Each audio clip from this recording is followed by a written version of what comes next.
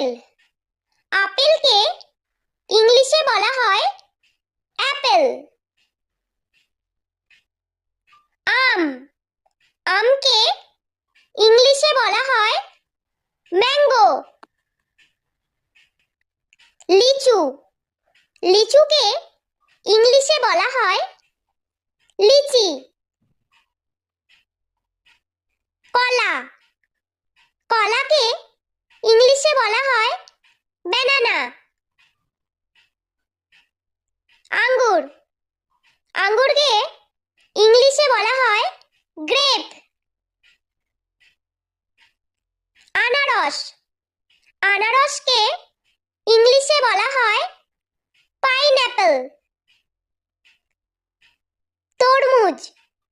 তরমুজকে ইংলিশে বলা হয় ওয়াটারমেলন।